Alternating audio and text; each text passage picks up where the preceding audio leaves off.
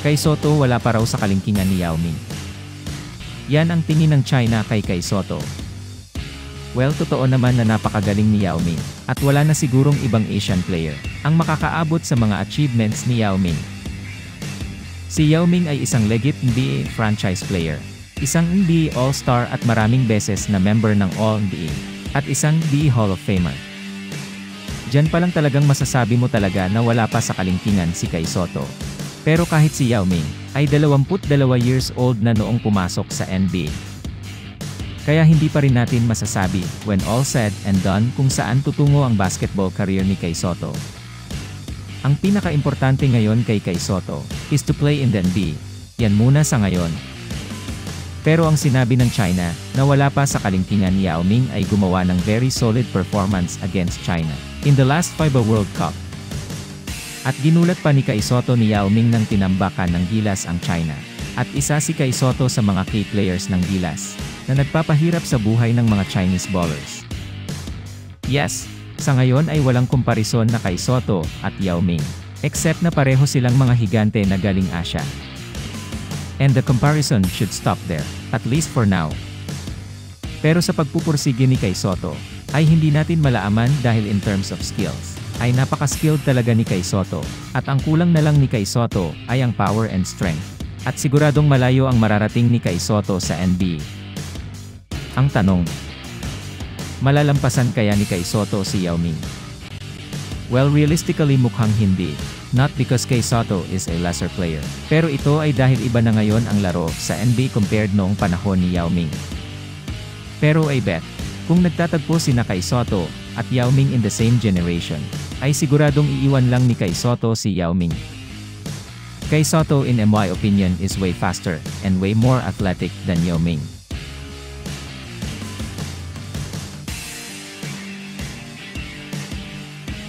Welcome to Express Info. Do you want to have these exclusive Puma Rise Nitro basketball shoes? Because once we reach 200k subscribers, we will be having this giveaway. Just comment to win.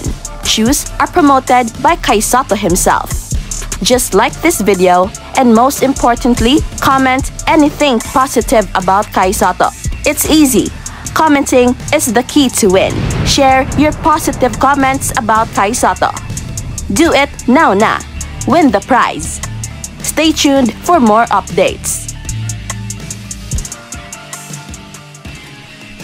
Samantala, si Jimmy Butler ay nagtala ng 36 points, kung saan 18 points dito ay nakuha niya sa third quarter at pinalawak ng Miami Heat ang kasalukuyang pinakamahabang sunod-sunod na panalo sa NBA na umabot ng 7 games sa pamamagitan ng pagtalo sa Brooklyn Nets 122-115 nitong Biyernes.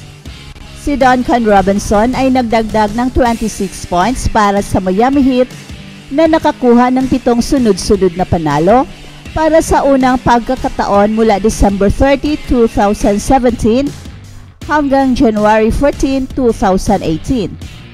Si Bam Adebayo ay nakapagtala din ng 20 points para sa Miami Heat.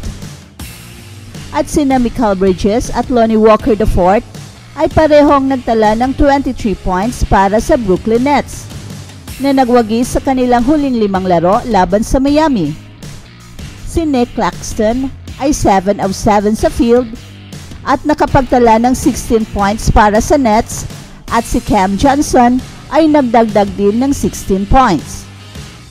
Natalo ang Miami Heat sa Brooklyn noong November 1 na nagdulot sa kanilang 1-4 na record, ang pinakamasama nilang record simula sa 5 laro sa 16 na seasons ni head coach Erik Spoelstra. Mula noon, hindi pa sila natalo at ang 8-4 na record ay nakapantay sa ika-4 na pinakamahusay na 12-game na simula sa ilalim ni Spoelstra. Ang team ay nagsimula ng 9-3 sa 3 pagkakataon sa panahon na yon. Ang 18 points ni Jimmy Butler sa third quarter ay nagtala ng kanyang pinakamahusay na record sa quarter sa Heat. Nagawa niya rin ito ng 2 beses sa iba pang pagkakataon. Meron din siyang quarters na may 18 points, 21 points, and 22 points sa playoff games para sa Miami Heat. For the Miami Heat, it was part of a 9-game, 18-day stretch where they'll play in 8 different arenas. The only one they'll visit twice in that span is the United Center in Chicago, where they'll open a 2-game set against the Bulls on Saturday night to begin a 5-game trip. At si Johnson ay nakakuha ng kanyang ika-4 na foul sa may 3 minutes 40 seconds pa ang nalalabi sa first half, making him the 12th player in the league this season to have that many fouls before intermission. At siya ang pangalawang player ng Nets na gumawa nito sa parihong laro pagkatapos gawin ito ni Claxton laban sa Orlando nitong Martes. Ang ika-4 na foul ni Johnson ay nangyari sa isang offensive foul na itinawag kay Kevin Love. At ito ay nagpadala sa kanya sa bench at ito rin ang simula ng magandang takbo para sa Miami Heat. Nagtala sila ng 14-0 run sa kalahati ng laro at ang last 12 points dito ay nangyari matapos kunan ni Love ng charge si Johnson at pumasok sila sa halftime na may lamang na 60-52. Ang Nets ay 0 of 7 sa shooting at may 3 turnover sa yugtong iyon. At ang huling pagkakamali ay nangyari nang agawin ni Jimmy Butler si Royce O'Neal at mag-set up kay Haywood Highsmith para sa isang layup 4 seconds bago mag-buzzer. At ang Miami Heat ay nagpatuloy sa pangunguna sa buong second half. Sa pagsimula ng laro, ang Brooklyn Nets ay may 2 sunod-sunod na panalo at naghahanap ng ikatlong tagumpay. Pero hindi ito nangyari dahil tinalo sila ng Miami Heat sa depensa at sa opensa. Si Jimmy Butler, ang star ng Miami Heat, ay nagtala ng 36 points at nagkaroon ng impact sa depensa na may 3 blocks and 1 steal. At sina Mikal Bridges at Lonnie Walker IV ay nagpakita ng kanilang kakayahan sa opensa dahil parehong nakapag-ambag ng 23 points para sa Nets, pero nahihirapan sila sa pagharap sa hamon sa depensa. Habang pinananatili ng kumpunan ang kanilang momentum sa opensa, kailangan ng mas malaking focus sa mga player tulad ni na Jimmy Butler at Duncan Robinson na nagtala ng 26 points. At sa larong ito, si Spencer Dinwiddie ay nakaharap sa hamon bilang pangunahing playmaker at sobrang na-miss ng koponan ang malaking contribution ng Australian guard na si Ben Simmons na maaring magdagdag sa opensa at sa depensa.